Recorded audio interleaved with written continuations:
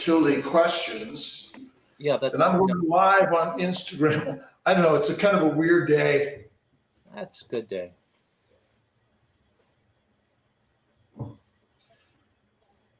Hello, everyone. Dr. Rob Kiltz, how you doing? Hope you guys can all hear me adequately.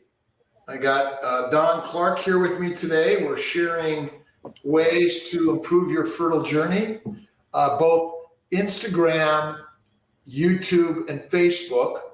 Let me know if the Instagram team is able to hear Donald clearly enough and that you're able to hear and listen to all of us. But I'm proud to have my good friend, Don Clarke, a licensed acupuncturist, herbalist, to share his life energy of lifestyle while on this fertile human journey. Welcome, Don, and maybe you tell us a little bit about yourself and how at our CNY Healing Arts and CNY Fertility you've been an integral part of our team. Well, thank you, and it's an honor to be here. Let me scoot a little closer. This is, life is a journey, right? And so I have been journeying on it for quite some time now. And I met Dr. Kiltz some time ago, almost 15 years ago. And we both had the same idea when it came to well-being. And that's where our journey started together. And, I've been an acupuncturist for, close to 25 years, it seems. Well, it has been close to 25 years. And every day is a new day, because every situation or every day is new, every person is new, everyone's issues are new. So it's not like it's a reoccurring journey, right? It's not like you're on a journey and it's just one path. It's many paths, right? And everybody has many things to talk about. And so in my journey as an acupuncturist, I've found that listening and responding are the best approaches, right? So mostly everyone wants to be heard, right? So we listen to everybody. And as a highly trained acupuncturist, you're trained in observation. So we learn so much about you and the situation just by observing. And so that's where our journey is. My journey is mostly observing and listening and treating. So maybe that's part of Western medicine's problem. We maybe talk too much and we don't listen and observe enough. And I know quite often, because I'm ADHD OCD and I like to jump in because I've been trained in the Western world of jumping in and thinking I know the answers. And quite often I'm answering before I've listened enough to get to know that answer. And so what's the difference between your Eastern training and our Western training, do you think? Well, obviously there's quite a bit of difference, right? One being technical, one more being more a bit practice oriented, such as practicing art, right? It's an art skill. And everything that you all do is an art skill as well. But I would say the biggest difference is that maybe we look for the subtleties. And say in Western medicine, you look for the acute, big problems. We are traveling to the root of the symptom. So most of the time, if somebody comes in, they present with a complaint, a chief complaint, and we address that chief complaint. But at the same time, we're also looking past that chief complaint to the root and why you have that symptom. So we're taking it deeper. We're taking into consideration chi, energy, lifestyle, thought process, intention. So we're looking at all of that and where the disharmony might actually be in the root cause. Where did you do your training and what inspired you to go into the acupuncture world? Sure. I went to college. I was studying pre-med. I found it was the best all-around education.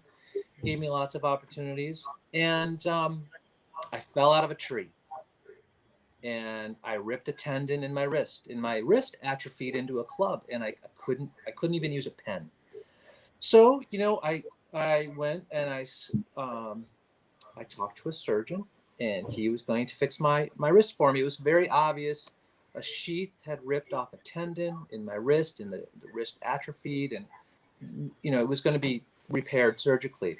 I was fine with that. A couple weeks before the procedure, a friend of mine said, why don't you try my acupuncturist? I said, oh, okay. I don't know much about it, but I will try it. And I went to see the gentleman, and he treated my hand, he treated my wrist, and I could open my wrist and wiggle my fingers that day. And so I said, what? There's something to this. It's and I wanted to learn about it. So I applied to a university in the Northwest, Seattle Bastyr University, and that is where I started my acupuncture journey. And that was some time ago. So I broke a leg that got me to go to medical school because I was thinking about art and maybe business. And so you fell off out of a tree that went from the medical Western side and brought you to the Eastern side, right? That's correct. That is correct. Yulia asked a question: can acupuncture reverse scar tissue, which maybe cause azoospermia? What are your this idea that it's like a needle, or and I'll get to this also. Acupuncture seems to be all needles, which are people are run away from a needle.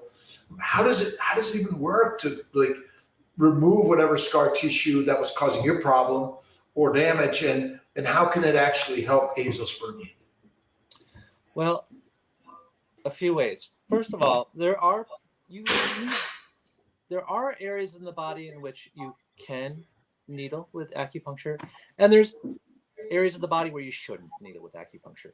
So in general, depending on how long the scar tissue has been there developing, kind of depends on the success of removing scar tissue. So if the scar tissue is relatively new and it's building, then we're very good at breaking it down, preventing it from forming even more. Now, if it's old scar tissue and it's been around for quite a while, it's quite dense. Well, then that's another obstacle, and it's the results aren't as good.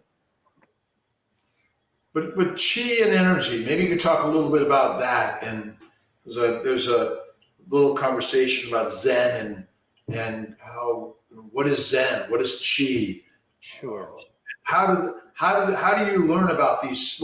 What do you learn is the core of these ideas? Sure. Well, when it comes to energy and chi and Zen, I'll break it down into two different parts. We'll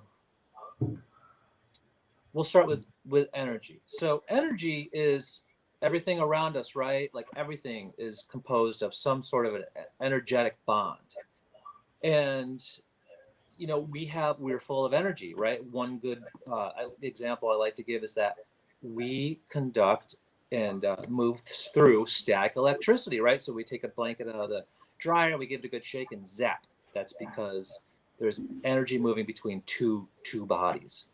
And so you have to understand it's everywhere. And so when, there's lots of teachings on energy, and then there's just you and I and how we go through life and how we eat. We get, you can get energy from food, right? So proper nutrition, and that's going to build up your energy, right? We have no energy if we don't eat, right? So you need to eat, and you can poison yourself by eating the wrong things, and that just decreases your energy, because now your whole system, and depending on how toxic it is, your whole family unit is, sorry, I'll try to get centered here, is now toxic from the wrong foods, right?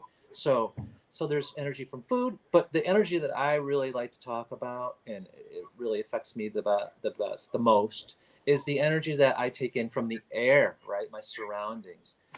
And I know people that live in the Northeast specifically for the four seasons, and the chi that comes in with every season. And so there's lots of different chis. And there's exercises in which you can harness that chi and harness that energy and move it into your body. And then with eating correctly, healthy foods, that's gonna enforce it. So there's lots of different ways to get energy. Exercise, and when I mean exercise, I mean like yoga, stretching, walking around the pond, walking around the lake, going out, singing, laughing, that kind of exercise. Not headphones, knee socks, head weights, not that kind, right? And so in The Zen, gerbil Zen energy, yeah, that's not, if or you're naturally, the wheel, right, but we're getting on the wheel, the rat race, right? yeah. And so, what? Tell me a little bit about the chi energy is in the soul of all of us. And you mentioned about static electricity, which is really just energetic particles always moving, right? And they're always moving from molecule to molecule, and we're just a mass of molecules that we don't even understand those molecules very well, but we do make up a very good story about it. As an acupuncturist lifestyle, you talked a little bit about food.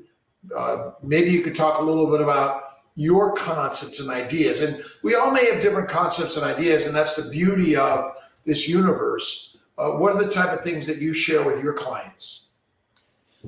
Sure. When I talk about lifestyle and food, obviously I take the approach as to where they are at. Being, do they eat regularly? Do they eat keto? Do they eat Mediterranean? Are they vegetarian? Are they vegan? Where are they? And depending on where they are, I kind of gently suggest specific foods. But personally, I have found that eating less, eating cleaner, and eating higher fat keto is much more beneficial than the average diet lifestyle in this country, right? Because, and I know everyone has their own journey when it comes to food, and it's a brilliant, sensitive topic. And we have families and other people that around us that eat the way they want to eat. So I know it's challenging, but I do encourage people to eat simple, light, heavy, dense foods, meat, fat, but I encourage them to eat not a lot. There's a lot of research, there's a lot of papers, a lot of study, and a lot of practical knowledge that shows that people, when they eat less, they do better. It's true. And you see that with, and not to be, rough or brisk, but you see it in agriculture, you see it in horticulture, you see it in livestock, you see it in growing vegetables. The less nutrition, but right amount, you get a much healthier creature being. So ancient spiritual practice is fasting. Yeah. And that means not like a window of 8 hours, but likely one meal a day or less. And so this idea that we're coerced to consume through our mass data marketing of buy this, buy that, eat this, eat that, this is healthy, this is healthy, this is healthy. We're inundated and overwhelmed by the data, and our brains get overwhelmed and can't handle it and don't know what to do with it. We get stressed and strained over it.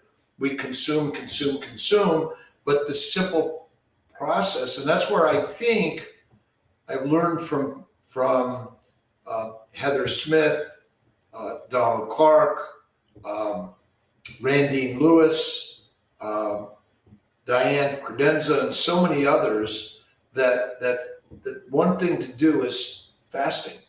Yeah. and less is best. Yeah. And so that ancient spiritual practice, and again, this is the kid who's the hyperactive, the do, but you mentioned yoga and walking, and what's your personal practice of lifestyle? You know, it's funny you should ask. I was having this conversation earlier. Two things. One is I pray a little bit more than I used to. So I do a lot of praying, and I pray to all gods, all goddesses, everybody, all the time. There isn't one in my life specifically.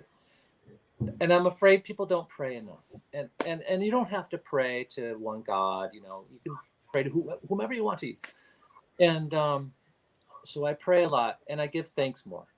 And so if I can open up my heart more, I feel better, right? So and that goes back to, you know, Chinese medicine too.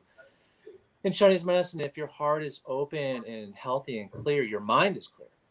So you can focus better, and you can see the world as it is, you know, and you can see the situation as it is. We're so quick to say it's horrible, but really it's not. It's a beautiful world. And so I pray a lot. And I also, getting back to Zenism, I try to walk, meditate, right? So I go out, I go through my day in a state of meditation. And I know it sounds crazy, but it might answer a lot of questions to a lot of people as to why is he so spaced out at the time. I'm not spaced. Walking meditation seems to be the key, that all of us should practice that more than, as you said, the headphones, this, whatever the gear is, and the weights, and going like this, and this. Yeah. So the one thing in my observation of most acupuncturists or traditional Chinese medicine specialists, would that be the proper Practitioners, specialists, yes. They seem to be much calmer than most of us Western practitioners. They do. Yeah, it's true. So there's an attractiveness to the mission, and the idea is to someone who is about. And since you started, when did you first become a licensed acupuncturist? 1998 and 99, right around in there. And so, what changes have you seen in the world of acceptance to the non-traditional ideas? Because it's non-traditional in the Western sense, but it's traditional in the ancient Asian Chinese sense. That's right. Sure. I've seen great changes. Here I am talking to you. You know, that might not have been possible 30 years ago, right? Because the bridge wasn't built, right? There's a bridge, you know, it wasn't built. And there's been so many bridges built in the last 20, 25 years. And so it has become a conversation, and it has become a modality that has been ushered in to the medical world with great success, great love, and great opening, you know. So we've seen some great progress. I will add, though, there's one thing that I would like to see more of, and I would like to see more money allocated to research. You know, there's still today not a lot of in-depth studies, great in-depth studies in regards to Chinese medicine and yoga and, you know, other modalities. I've always said, I think that where money flows, usually profits are the pushing of the promise of the data. Yeah. And I would say that the one thing I've learned through this Western fertility journey is that often, and I know Dr. Magarelli and Dr. Credenza have done some scientific endeavors. The challenge is with anything is to prove something. Yeah. Is our problem, that we often, you experienced it, right? It's experiential. Life is an experience that you must fail, you must stumble, you must hurt in order to grow and learn and create. Without those things, nothing wonderful really happens in life. And so the answers are not in the scientific books, they're in the spiritual texts of life.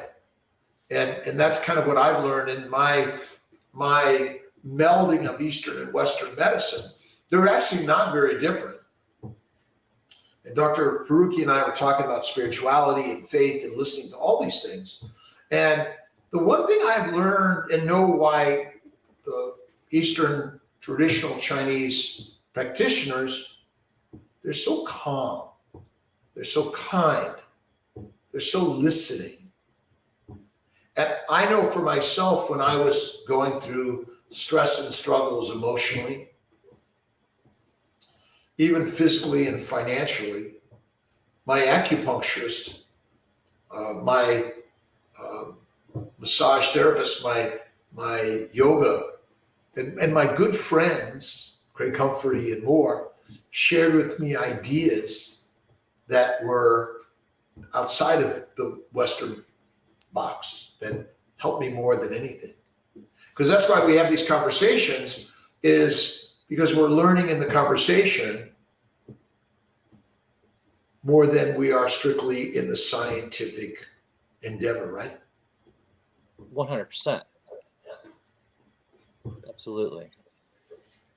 Sonia Bojanowski, if you can only afford acupuncture 1 or 2 times, maybe per month, or is it better before egg retrieval and after, or before and after transfer? What are your thoughts on that? That's a good question. Well, Sonia, that's a very good question. And again, it depends on you, right? It depends on how your lining is developing. It depends on how your stimming. It depends on how your follicles are developing. So it depends on if it's a frozen transfer, or so it depends on a few things, you know. And if you find that your stimming is a little slower, or you're very, very stressed out in this whole process, then acupuncture before the transfer before the day of the transfer, so before retrieval, is a good idea, right? We want to keep you calm. We want to keep those stress hormones low. We want to let you go into a deep, deep state of relaxation so that you metabolize the stress hormones back in and you're not producing them. So that's going to help. That's going to help your cycle. Now, if you're doing great, everything is perfect, and you're relatively happy with everything, then on the day of the transfer, it's a good time to have acupuncture. I hope that helps. We do a lot of pre and post the day of the transfer. I mean, you can do acupuncture every day.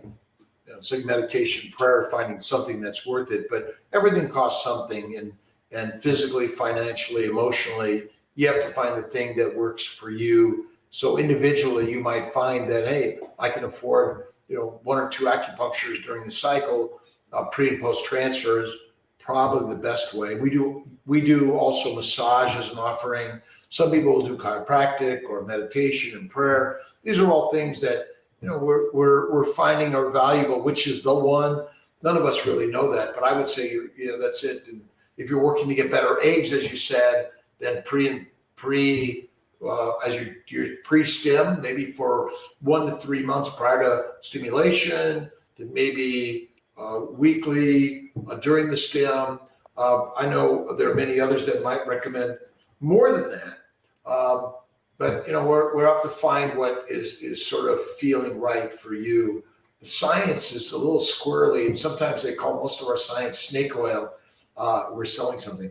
How about acupuncture for men, improving sperm function, quality, and sometimes I always say we look at something and we say, oh, it looks normal. That doesn't mean it's not dysfunctional, right? That's right. So maybe you could communicate about men. Sure.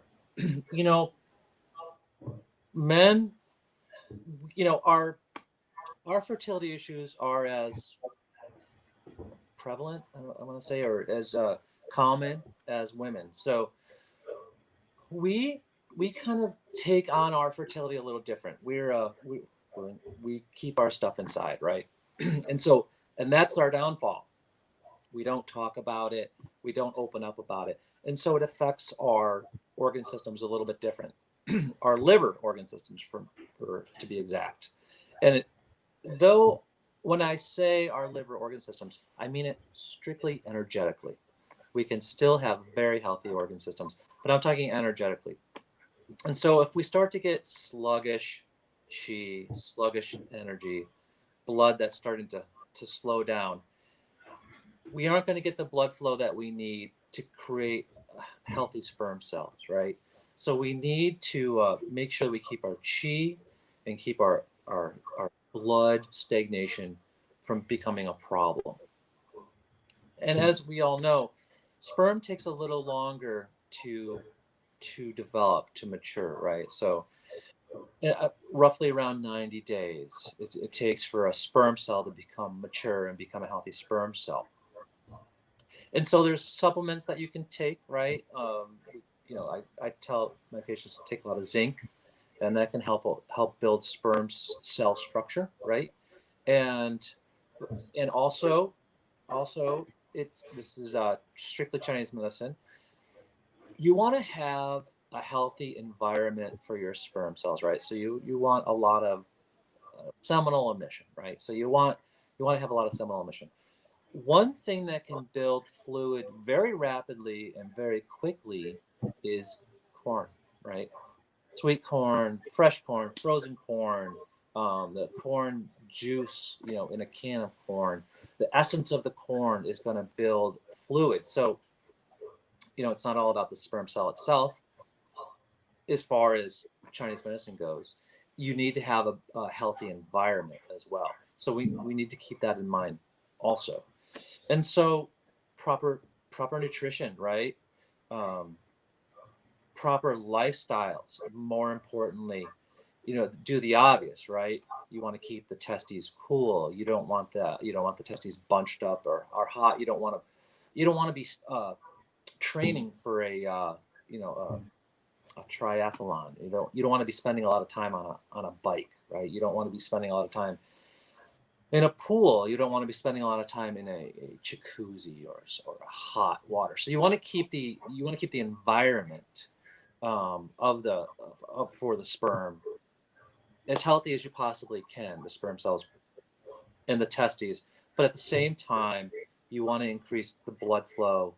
You want to increase the moving of the chi, as well as proper nutrition, right? You want to avoid all the pitfalls, drugs, alcohol, smoking. You want to avoid all that as well, and that's the best thing you can do. So I would say keep it cooler, stay out of the hot tub, the sauna, slow down, get rid of, stop the exercise, biking, and heating up the body. It's that one meal a day, because the more you fill up the bowels, you fill up the inflammation of the colon. And, I always say, as you say, that it's a high fat. You mentioned keto, essentially high fat.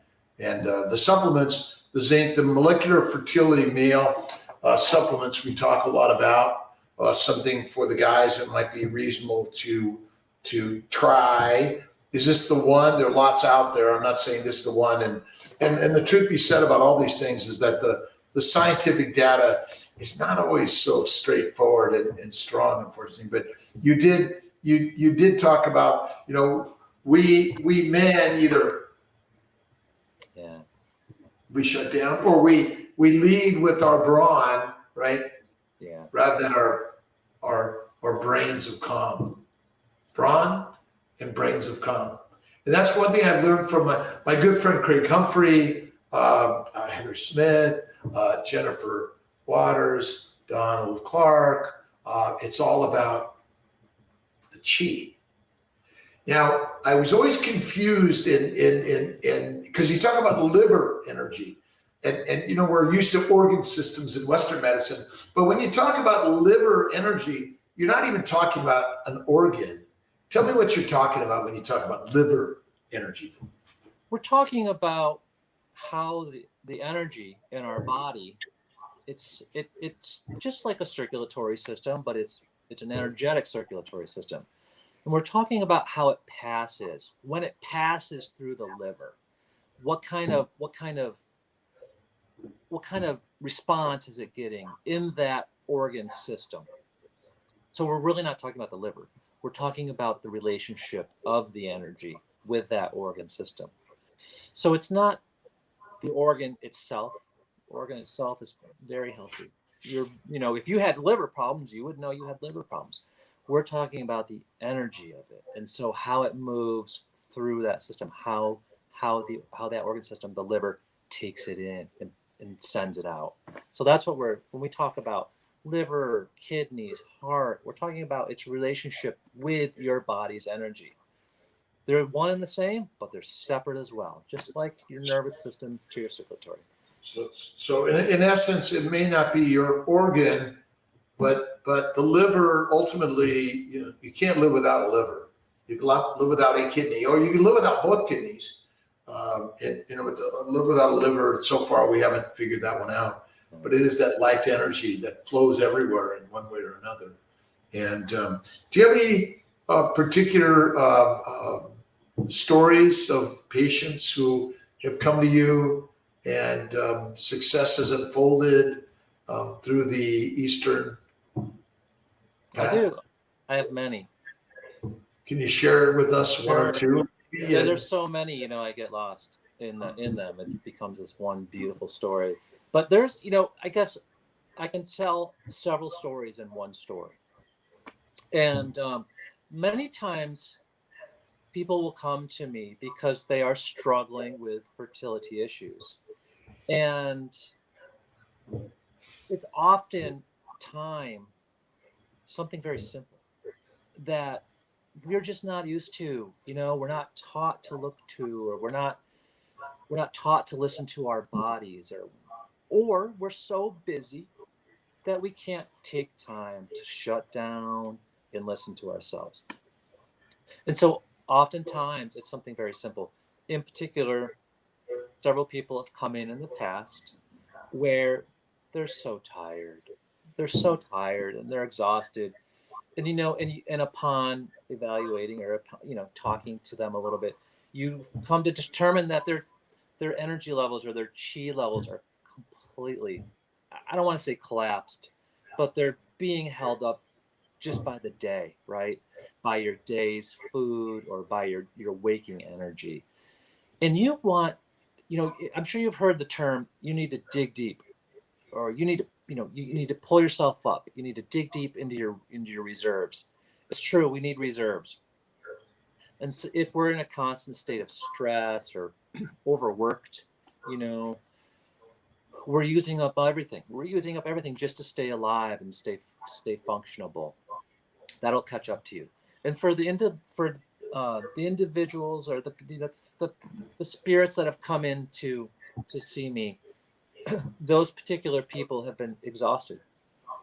They're like a wilted flower, and it's something simple.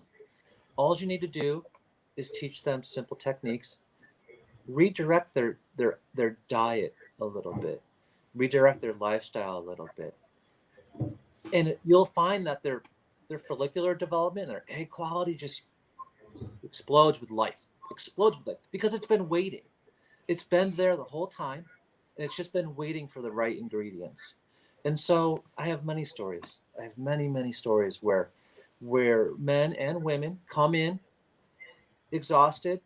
They have just a little bit of ingredients that they didn't have before, being acupuncture, breathing techniques, and some dietary advice, and they blossom. They blossom. They have babies. They get pregnant. They're happy. Their lives around them blossom. Their families, their coworkers, their life around them is better. And it's very simple. It's not, very rarely does someone come in and I say, wow, you are really, really a hard case. It's not like that at all. at all. It's, we're here to guide you. We're here to help you. And we're here to remind you that you're a healthy, beautiful person. You just need a little direction and you will blossom. How about once they're pregnant? What are your general recommendations of acupuncture and TCM post pregnancy? Sure. Post pregnancy and acupuncture is a great thing. Depending on how your pregnancy is going, right up until your first trimester, generally I will treat people through their first trimester, and right up to 12, 13, 14 weeks, help them with morning sickness, help them with keeping calm. If your heart and your mind are calm, the baby's calm, the uterus is calm, you get better blood flow, right? And then once you're me, now other acupuncturists will treat, and if you want to be treated right through 40 weeks, I'll treat you right through 40 weeks. But mostly people are treated up until their first trimester, and then they move to prenatal massage. Hips are opening, the body's changing, and that's when prenatal massage therapists are really specialized at helping the body open up and develop into the pregnancy.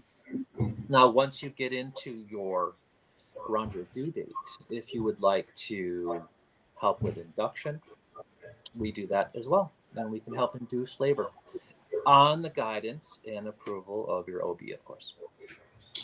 What's your thoughts on during labor? And is there do you ever go into the labor room and provide acupuncture for pain control and things like that? That really is kind of a tricky tricky situation, in that sometimes you need privileges, right, at local hospitals to be able to even go there. It's not like it used to be, where you could be on the guest list, right, and you could just go. You could help women in labor with pain and delivering the baby. Now it's a little different in that you really need some privileges, and so not as much. And how about just general? Where do you put acupuncture as part of just generalized health and wellness? And we're encouraged to go to our primary care doctor for prevention. Is there ideas regarding TCM and just health and wellness and tune-ups? Sure. What's your thoughts on who should go to an acupuncturist or a TCM practitioner on a regular basis? Yeah, well, that's a great question. Thank you. And let me start by saying that everybody should have acupuncture. It's gentle enough to where it's I would say 85-90% of everybody I treat falls asleep. It's gentle. It puts us into a very, very deep, the only way I can explain it, a very deep, earthy relaxation. It's very deep, and it's earthy. I know it's crazy. You won't know until you try it, but it's a sensation and a relaxation you've never felt before unless you've had acupuncture. It's wonderful. And essentially, I have people that come in 4 times a year just to stay healthy. And so when you have season changes, right? 4 seasons a year, that's when you need to build your strength and help your chi move through the season. And so 4 times a year to help you do that. That's kind of the baseline, right? But during cold and flu season, you want to make sure you keep yourself fit and strong. I did a Facebook Live Friday about wind and how to avoid wind pathogens. So, if you're struggling, what was that? wind pathogens. And, Wind pathogens. Got it. Okay, sorry. Yeah, and wind is very dangerous. It's a beautiful thing. I fly kites. I love to fly kites. A good windy day is fun, but we need to have our defenses against wind. Wind can get inside our body, just like, water. So, and it can bounce around, right? So it's, you got to be careful of wind, that's why we have scarves, right? And so, e- everyone should have acupuncture. It's gentle. And if you can keep your wind gates closed, and you can keep your chi and blood levels strong to prevent pathogens and prevent illness, then you're staying healthy. You're making, and then all the work you do with yoga and deep breathing and meditation, it just adds on to that. So, I have a lot of people come in, once a week, once a month, just to stay healthy. And I encourage everyone to do that. I do. So on both the male and female sides, acupuncture for fertility is beneficial. In which you've just kind of give a little summary that the 3 months prior to conception, even for those that are simply not experiencing that suffering from infertility, but those that are contemplating their fertility for the first time, they may benefit from realignment through traditional Chinese medicine, acupuncture, and connecting. Now, Donald Clarke is at our CNY Healing Arts in Syracuse, 191 and 195 in Intrepid Lane, and been with us for more than 15 years, I think, and it really has been an important component of introducing and implementing this practice. Just a quick question on herbs, and where do you put herbs in all this? Because I know that you do have some experience in herbal medicine. Is it something that people should be talking to you more about and asking you about? Maybe you could comment on that. Sure. Herbs play a very important role in all of this. I like to cook with them, right? And so my approach to herbalism is cook with them in your food, make them part of your life, and they're gentle, so they take a little time to build into the system. Now, not everyone has time, right, to make herbs part of their system or part of their life, so that's why we have herbal formulations. And those herbal formulations come in various forms. There's powders, there's tablets, there's liquids. And so depending on what you prefer is how we would treat that. And what we think you need herbs for. What you think you need herbs for and what maybe I think you need herbs for could be completely different. So, upon pretty thorough consultation or conversation on why you would have herbs, depends on how we would approach that. And we do herbs. And herbs are medicines, so you want to make sure you talk to someone like Donald to get the best advice on which herbs to utilize. So just thank you to you, Donald, to Yulia, Sonia, Mamie for joining us, and all those on Allison, Mrs. Venisam, Annie, Pokies, Fashion. I didn't even get a chance to say hello and gratitude to everyone. This is kind of interesting. Sunday, what I'm doing 3 Fertile Fireside Chat conversations with Kiltz and Don Clarke, and I'm going to be doing a Circle and Bloom at noon Eastern time today on our Facebook and YouTube, I think. But Donald, thank you so much. Thank you. Yeah. If people want to connect with you, do you have an email that they might be able to get some information, or it's CNY Healing Arts? I think they can find you for sure. That's right. Yeah. It's D Clarke with an E, CLARKE at CNY Healing Arts. And please, on Wednesdays I do phone consultations, and so get on the schedule for a phone conversation, and we can talk directly, or email me, and I'd be happy to. Are you doing a live weekly right now, or is from time to time? How are you? Oh, I'm sorry. Yeah, on Fridays at 2:30, give or take a 20 minutes. I'm talking about topics within Chinese medicine and fertility and life. Okay, so join Donald and check him out at D Clarke with an E at CNY Healing Arts. cnyhealingarts.com, and live from Friday, 2:30 on the CNY Healing Arts website. So God bless, and thank you, Don, Thank you for joining us. My gratitude to you always, and to everyone. Thank Bye, you. everybody. God bless. And always light up that beautiful journey of life with the spirituality. God bless. Good night. Thank you. Bye-bye. Thanks, Donald.